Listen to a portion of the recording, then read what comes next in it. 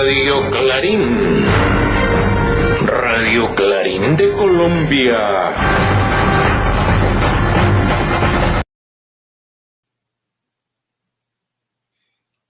Buen día, apreciada audiencia. De nuevo con el noticiero Radio Clarín de Colombia de hoy, 16 de noviembre del año 2024. Ya menos de un mes para cumplir Radio Clarín y Clarín de Colombia 41 añitos. Sobre todo Clarín de Colombia, que es el padre de Radio Clarín de Colombia. Sí, ahí fue donde nacimos, en Clarín de Colombia. Y hace como ciertos años, ¿no? 41 años vamos a cumplir este 12 de diciembre. Así que las canasticas y todo eso, hay un whiskycito por ahí, un whiskycito porque estamos a garganta seca. Bueno, querida audiencia, y así comenzamos el día de hoy. Estos son nuestros titulares, bienvenidos. Hoy tenemos noticias desde Colombia, Argentina, Bolivia, Puerto Rico, Marruecos y Rusia. Estos son nuestros titulares. Movimiento Internacional Antifascista Colombia en favor de Venezuela. Normalidad establecida por sistema mercantil en Bolivia. Oiga pues, marroquíes se aferran a las provincias, trabajadores de la minería del oro en Medellín. La colonia se mantiene con la ayuda de los administradores locales, que en última son los que los explotan. Rusia enciende nuevamente alarma con el submarino en la zona ártica, cuando Milei vende la Argentina. Trajimos a Bogotá 27.000 kilómetros cuadrados de orgullo cundinamarqués, los 8 clasificados a las semifinales Liga Colombia de fútbol. Así pues, querida audiencia, que nos vamos entrando ya en el noticiero del día de hoy. Bueno, y ya para poder llegar entonces tenemos el espacio del Movimiento Internacional Antifascista Colombia en favor de Venezuela, y esto muy al estilo de Saúl Ignacio Peláez. Adelante, Saúl. Amable audiencia, un abrazo. Ayer jueves 13 de noviembre, en la sede de Sintraendes, en el tercer piso más exactamente, se realizó un acto más de acompañamiento al pueblo venezolano a través del Movimiento Internacional Antifascista, capítulo Medellín, Antioquia y Colombia, donde hubo unas intervenciones muy importantes de parte de Fran Bedoya y de Rubén Darío Zapata. ¿En qué sentido consistieron estas intervenciones? Hacer saber básicamente varias cuestiones, entre ellas, cuando entró Hugo Chávez Frías a la presidencia de Venezuela habían 2.000 cooperativas y al terminar su mandato con el fallecimiento respectivo aumentaron estas 76.000 cooperativas y por eso era importante para el progresismo venezolano la asociatividad cooperativa. Por otra parte, Rubén Darío Zapata explicó varias cuestiones inherentes a lo que estaba pasando en la coyuntura pasada, presente y actual de hoy, y que hizo ver que nuestros pueblos se estaban preparando para una defensa férrea contra los designios del imperio norteamericano, imperio que sigue insistiendo en el petróleo venezolano y que a toda costa va a ir por él. Pero el pueblo venezolano, lo mismo el pueblo colombiano en su acompañamiento, no lo van a permitir del todo. Ellos van a entrar a territorio, pero les va a ser muy difícil salir y por eso ambos pueblos se han preparado de la mejor manera posible. Para Radio Clarín de Colombia, desde la ciudad de Medellín, Saúl Ignacio Peláez Arango. Gracias, Saúl. De Colombia nos vamos para Bolivia, donde la normalidad, entre comillas, mercantil, hombre, y gracias a una tradición también, pues comienza a hacer mellas. Así nos lo hace saber nuestro corresponsal, Edgar Freddy Vázquez. Adelante, Edgar. Buen día, estimada audiencia. En Bolivia, con un nuevo gobierno, se mantiene la normalidad establecida por el sistema mercantil. Alimentos que escasean y suben de precio, falta de fuentes de trabajo, salarios bajos, comercio informal. Situación que, sin embargo, beneficia a los empresarios capitalistas que se enriquecen más y más. En tanto, 500 representantes interinstitucionales, junto al presidente, vicepresidente y especialistas en materia judicial, realizaron una cumbre de justicia trabajando 4 ejes de debate: reforma normativa, presupuesto, carrera judicial y uso de tecnologías, en procura de reformar la justicia en Bolivia. Ya veremos si esta cumbre logra ordenar los procesos judiciales para superar la situación de corrupción en que se encuentra, o solo es para favorecer privilegios de los operadores judiciales. Por otro lado, el movimiento Somos Jaguar presenta recurso de revocatorio del nuevo ministro de Medio Ambiente y Agua por conflicto de intereses.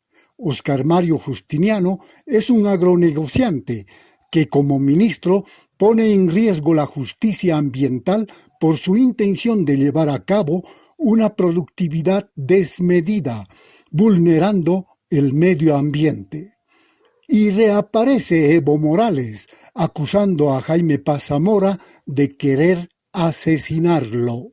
Se trata del padre del actual presidente que, en defensa de su hijo, advirtió a Evo: «Te conozco, delincuente, estás buscando que te carneen». Eso son los Paz, el padre promoviendo el asesinato y el hijo aprobando el genocidio en Gaza. Así estamos en mi país. Los nuevos gobiernos no significan nada si no pretenden salir del sistema vigente. Desde Bolivia, para Radio Clarín de Colombia, les habló Edgar Freddy Vázquez Palenque. Después de una tradición todo en túmbilos, mi apreciado compañero Edgar Freddy Vázquez. Gracias, Edgar. De Bolivia nos vamos para Reino de Marruecos. ¿Por qué los marroquíes se aferran a las provincias? Hombre, esta reflexión nos la hace nuestro corresponsal desde Reino de Marruecos, Faisal Chafaquí. Adelante, Faisal. Buen día, querida audiencia.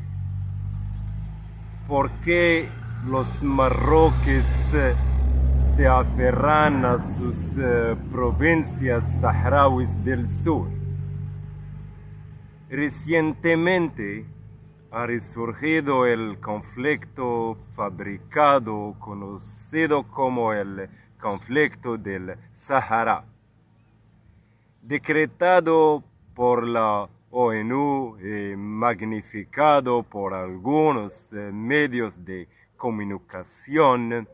Este producto político se ha exhibido una vez más para el consumo público.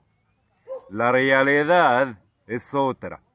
Aquí, de forma breve y concisa, intentaré objetivamente, con un lenguaje sencillo, explicar por qué los marroquíes no pueden prescindir del sur de su patria. Me refiero a la gente común y corriente, a quienes no se interesan por la política en absoluto. El ciudadano común, la persona pacífica, no ve estos asuntos como lo hacen los políticos. En pocas palabras, un marroquí, donde quiera que se encuentre, reconoce sus raíces profundamente arraigadas en la región del Sahara. Casi ninguna familia carece de ascendencia saharaui. Siempre hay un tío, una tía, una abuela y un abuelo saharaui en una familia marroquí. En su esencia, el problema del Sahara marroquí no es un conflicto político, es más bien un asunto familiar que solo puede resolverse entre parientes, desde el relleno de Marruecos para Radio Clarín de Colombia, les hablo Faisal Shafaqi, el poeta de relleno de Marruecos, el gran zoólogo. Muchas gracias. Como en mi querida Colombia, los clanes, los delfines son los únicos que gobiernan, los que están posicionando, pero que les va llegando el cuartico de hora también. Gracias, Faisal. De Reino de Marruecos nos regresamos a Colombia, porque esta semana, un bonche por allí en Medellín. Los obreros de las minas de oro se rebelaron, y así nos lo hace saber nuestro corresponsal, Saúl Ignacio Peláez. Adelante, Saúl. Buen día, amable audiencia, un abrazo cordial. Y esta semana no podía faltar otro mitin más organizado por los compañeros de Sintraime y Sintramine Energética en las oficinas de la multinacional minera Aris Mining en la avenida del Poblado de la ciudad de Medellín. ¿Por qué se organizó este mitin? En primer lugar, porque esta empresa de origen canadiense está violentando los derechos laborales de los mineros que trabajan sus minas en los municipios de Marmato, Caldas, California, Sotonorte, Santander y Segovia en el nordeste antioqueño. Y este mitin le hizo dejarle a las claras saber a las directivas de Aris Mining que si era necesario volver de nuevo a esas oficinas en la avenida del Poblado, lo iban a hacer cuantas veces sean necesario, porque a pesar de que el gobierno del cambio hay funcionarios de la regional de trabajo de los 3 departamentos, Antioquia, Caldas y Santander, que favorecen los designios de esta empresa multinacional canadiense y no hace nada en favor de los trabajadores mineros, sobre todo porque tienen que soportar altas temperaturas en gran cantidad de horas de trabajo y muy pocas de descanso, sobre todo el abuso en las condiciones laborales, la tercerización laboral, los despidos sin justa causa, haciéndolos pasar como retiros voluntarios, entre otras situaciones anómalas.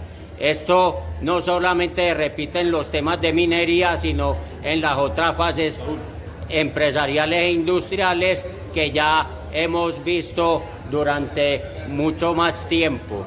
Para Radio Clarín de Colombia, desde la ciudad de Medellín, Saúl Ignacio Peláez Arango. Berraco esto en el gobierno del cambio, y somos del gobierno del cambio. Pero no por esto no nos vamos a quedar callados, al contrario, muy bien, Saúl, hay que denunciar a todos estos funcionarios, no importa del lado que sean, que es juego, amigo, nos lo van a decir, que nos lo digan. Para nosotros no hay malos buenos y malos malos. A ver, señor ministro Sanguino, ministro del Trabajo, a ponerse trucha allá en Antioquia, oiga lo que están haciendo sus funcionarios en Medellín. Oiga, pues violentando esto, la ley de tercio y otras cuestiones, la inestabilidad laboral, la persecución y sobre todo sus funcionarios, compañero ministro del Trabajo, compañero Sanguino.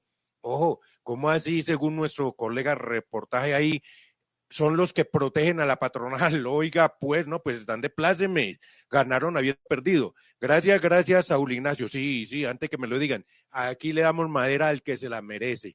Por eso no la embarre si no quiere ser. Bueno, ya sabe, castigado. Bueno, de Colombia nos vamos para Puerto Rico. Oiga, una situación, la colonia se mantiene con la ayuda de administradores locales, siendo estos los que en última reprimen a mi querido Juan Pueblo allá a los boricuas. Así nos lo hace saber nuestra corresponsal Berta Yuber Ceci. Adelante, Berta. Buenos días, audiencia. Una colonia se sostiene esclavizada con la ayuda de los administradores locales. Estos son los achichincles que reprimen directamente al pueblo que se levanta en contra del imperio invasor. Y lo hacen de varias formas. Una de estas es por la vía disque legal, proponiendo y adoptando leyes que facilitan la dominación o que impidan la resistencia. Pues esta semana, en una maniobra oscura y obscena, la Cámara de Representantes adoptó un proyecto de ley presentado por el Senado para prevenir que el pueblo tenga libre acceso a documentos que de por sí son públicos. En un país donde nos están robando nuestros recursos naturales Están destruyendo nuestras costas para construir mansiones lujosas para millonarios extranjeros, privatizando los servicios básicos de salud, de energía, que son esenciales para la sobrevivencia, donde el encarecimiento de la canasta básica, del acceso a viviendas asequibles y de todo lo que se requiere para una vida digna, está empujando a la gente a la miseria, al exilio y hasta el suicidio y la violencia generalizada. Es difícil vivir en este país. Y esto sucede para privilegiar a unas capas altas de la sociedad, pero sobre todo a multimillonarios y mafias extranjeras que impulsan el vaciamiento del archipiélago para sustituirnos y hacer de nuestro país un paraíso fiscal y residencial para ellos. Y cuando se busca información para exponer estos crímenes del Estado, lo que se encuentra es una pared impenetrable. Centros de noticias han tenido que demandar al gobierno para acceder a informaciones. Pero ahora, con este nuevo proyecto, será casi imposible saber sus mafiosas y corruptas acciones.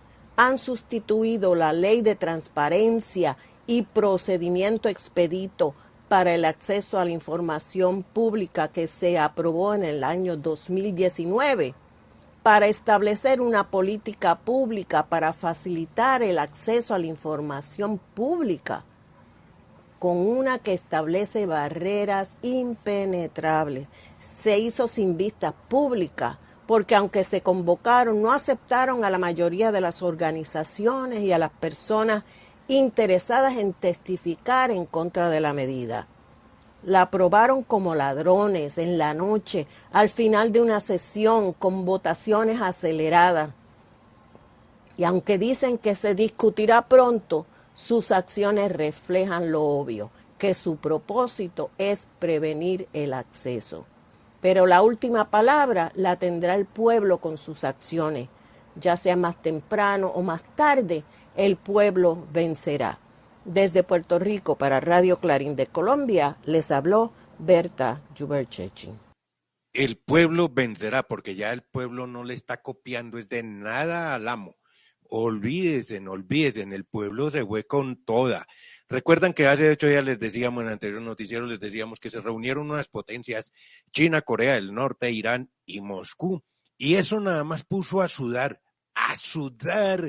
al imperialismo norteamericano, sobre todo al trompudo que se las da de supergendarme mundial, dizque castigando, dizque sancionando, y lo puso a sudar de la cintura para abajo. Oiga, pues esta semana solo Moscú puso en lugar de sudar, ya saben qué, con la presencia de un submarino por allí en la zona del Ártico. Pero esto que nos lo haga saber nuestro corresponsal desde Suecia, José Cheo Sánchez. Adelante, José Cheo. Audiencia. Rusia acaba de encender una nueva alarma en el Ártico. Mientras su guerra en Ucrania continúa, Moscú despliega ahora un nuevo submarino nuclear en las frías aguas del norte, justo sobre la ruta estratégica que conecta a Estados Unidos con Europa. El mensaje es claro: amenazar las líneas de suministro de la OTAN y demostrar que el Kremlin no piensa retroceder en su pulso militar contra Occidente. La OTAN reacciona reforzando la vigilancia, los vuelos antisubmarinos y los ejercicios en el norte. El Ártico, antes zona silenciosa, se convierte hoy en un tablero caliente de poder. ¿Y Suecia? Recién incorporada a la alianza, enfrenta su propia dificultad. Sus nuevos submarinos están retrasados y con sobrecosto, justo cuando más lo necesitan.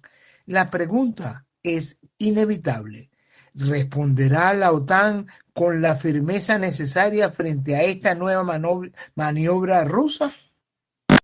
Desde Suecia, para Radio Clarín de Colombia, les habló José Cheo Sánchez. Si no le ha podido la OTAN, el imperialismo, los arrodillados españoles y un poco de mis paisanos acá en Occidente, no le han podido. en la guerra por recuperar las tierras de Ucrania, no le han podido. Ahora que esgrime esta y otras que señalaron en la reunión pasada de Corea del Norte, China, Irán y Rusia, Moscú, sobre todo. Esas están por allí guardaditas. Así que el imperialismo norteamericano deje de hacerse tantas ilusiones. Y los exprimidores y los de las motosierras en mi querida Colombia, olvídense, porque el pueblo ya no le está copiando para nada. Bueno, entonces, de Suecia, que ahora que está que lamentan tanto que fregaban por fregar a Putin, adherirse a la OTAN, ahorita están siendo los más perjudicados. Lleven para que afinen, tomándose en su propia medicina. Bueno, de allá nos regresamos para el continente americano, sobre todo para Argentina. No es que los eufemismos cuando decimos que Milei vende la Argentina es simplemente una recocha o unas acusaciones de la oposición. No, señores, es que esto va pierna arriba, papá, para el de la peluca Milei. Así nos lo hace saber nuestro corresponsal Alberto Más desde Buenos Aires, Argentina. Hola. Cuando decimos el gobierno de Milei está vendiendo la Argentina, ya no es un eufemismo, es una triste realidad que vivimos en el extremo sur del continente. El nuevo canciller Pablo Quirno acaba de expresar públicamente en el foro de ACB un encuentro que hacen los expresidentes y empresarios de la región, cuál es el objetivo de su gestión frente al Ministerio de Relaciones Exteriores, Comercio Exterior y Culto, donde afirmó sin ruborizarse: salimos con la valijita al mundo a vender a Argentina. Esa es la impronta de nuestra gestión. Salen a vender la Argentina. Esa es la realidad que vemos diariamente. También se van conociendo los objetivos del rescate financiero realizado por el Departamento del Tesoro norteamericano a Milei.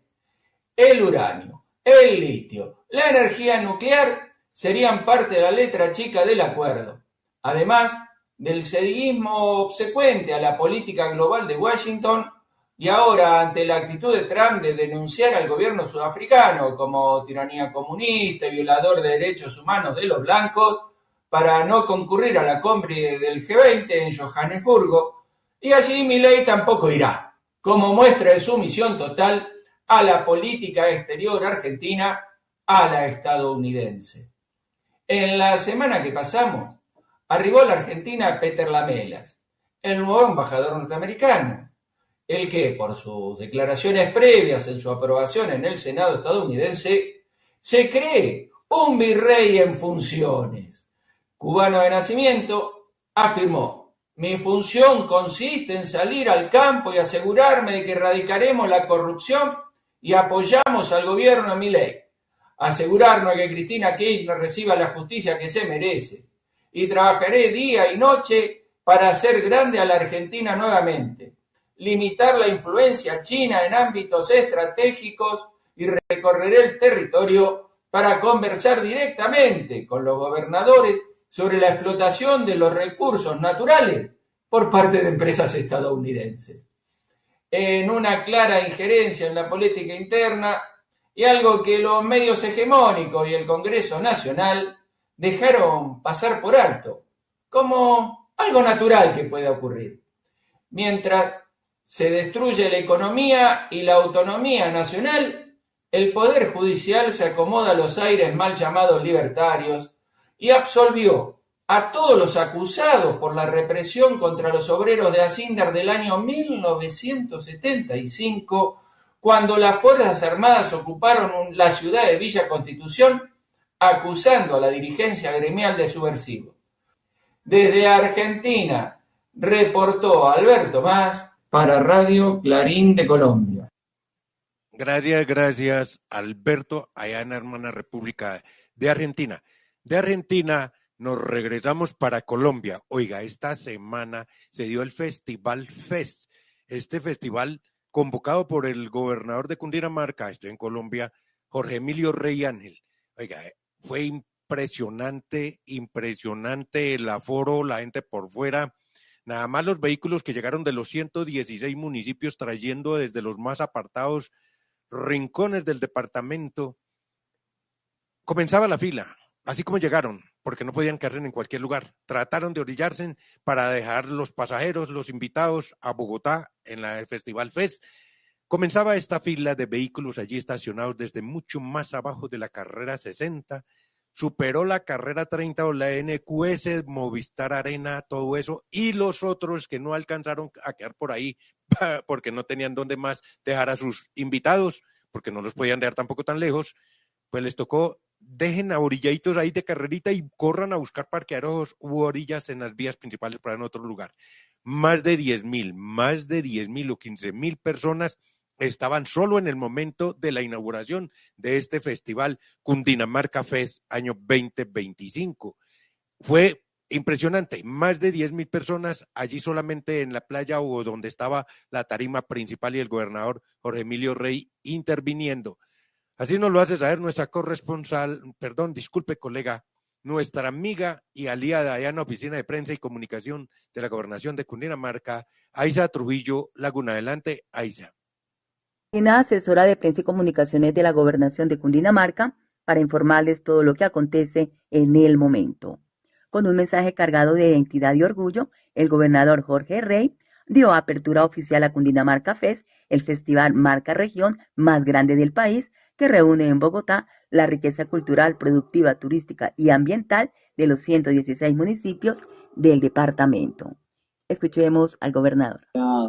3,5 millones de cundinamarqueses que todos los días tienen la posibilidad de compartir nuestra geografía, que tienen la oportunidad de ver nuestros paisajes permanentemente, periódicamente, que pueden disfrutar nuestra riqueza natural, que pueden observar los páramos grandes, majestuosos que tenemos con sus frailejones, que pueden estar visitando permanentemente y observando las lagunas, las represas, las cascadas, los saltos, de miles de campesinos que todos los días hacen su mejor esfuerzo para poder traer el alimento a Bogotá y también exportarlo al mundo.